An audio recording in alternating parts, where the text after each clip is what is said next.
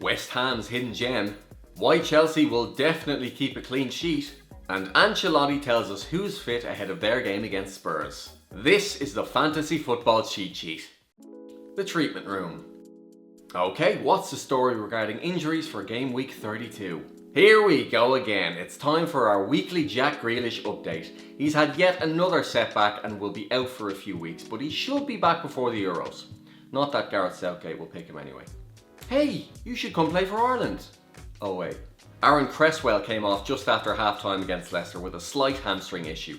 No news as of recording, but he is likely to miss this weekend.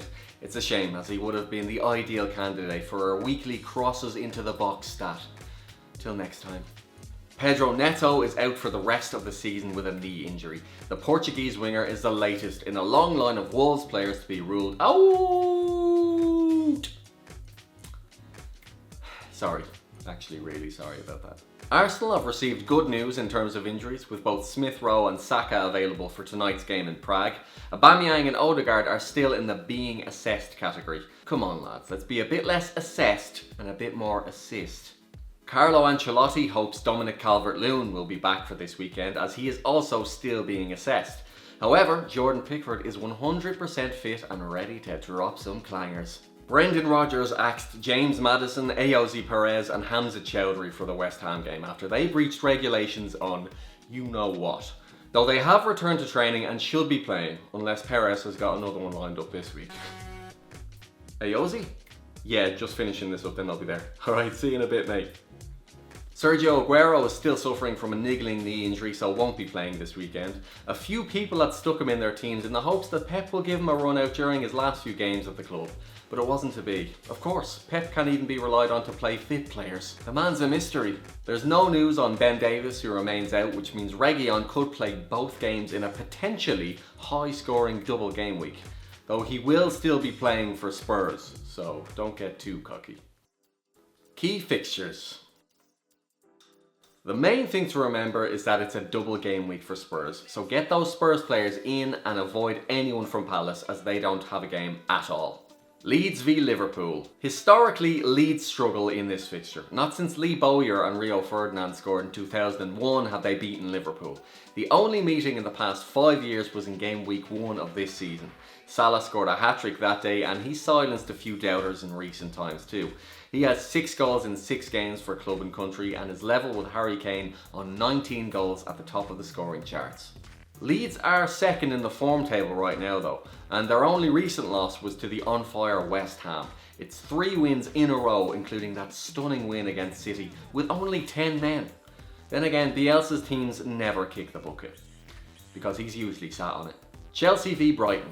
I can only apologise. I advised picking a Chelsea defender 2 game weeks ago and they've conceded 6 goals in 2 games.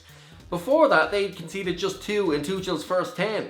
But this is the week they get back to basics. They have 6 wins in 7 games against Brighton since the Seagulls came into the top flight. And in the history of this earth, Chelsea have never lost to Brighton.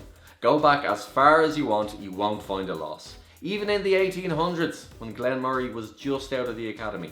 They look good going forwards too. The Pulisic of last season is back on the scene with 3 goals in 2 games, and Kai Havertz looks particularly tidy. He's that classic midfielder playing in a striker's role on Dream Team as well. All of which means it's not looking good for Werner. He was an unused sub against Palace on the weekend. It won't be a walkover though, as Brighton do have the second best defence in the bottom half.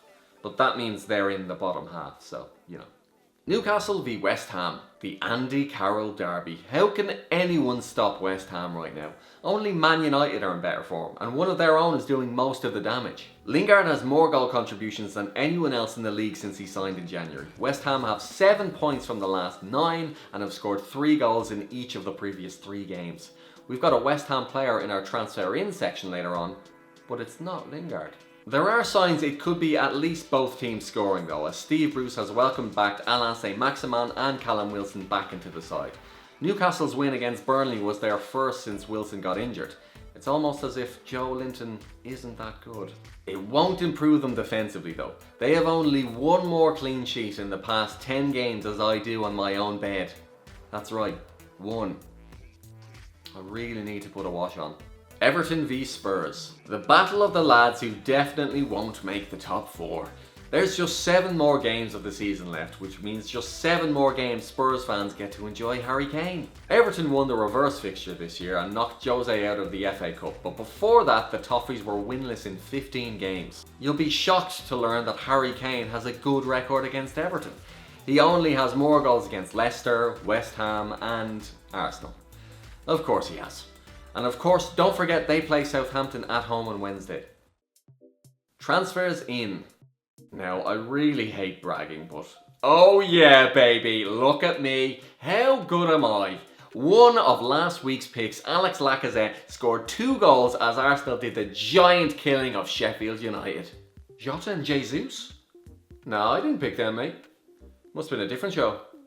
Heung-min Son and Harry Kane. Mr. Obvious right here, but you can't have a Spurs double game week without having both of these lads. It probably won't gain you much ground in your league, but you certainly won't lose ground. If you remember all the way back in game week 2 when they first played Southampton, Son scored 4 that day and Kane got 4 assists.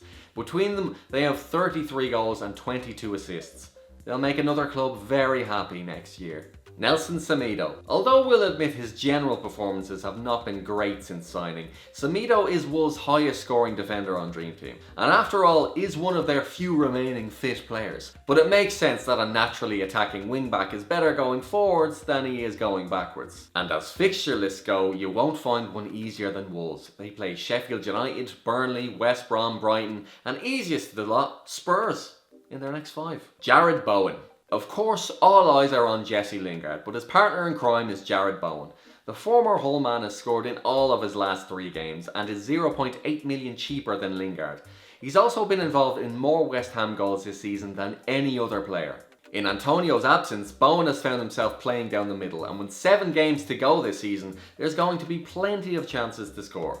They face the likes of Newcastle, Burnley, Brighton and West Brom between now and the end of the season. Predicted 11s. Alright, so you're up to speed with who's available. Let's get some predicted lineups coming your way.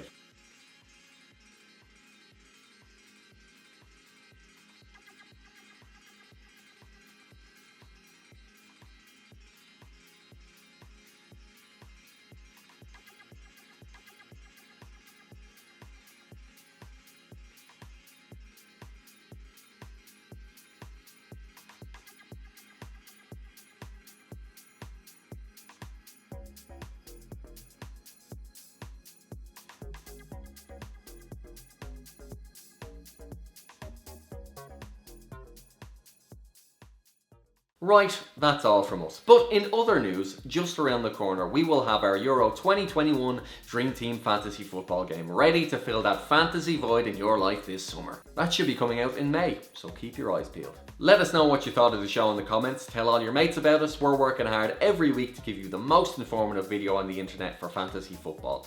And let us know what your teams are going to look like. Have you got any obscure picks? How's your season gone so far? Okay, I'm off. Good luck this weekend.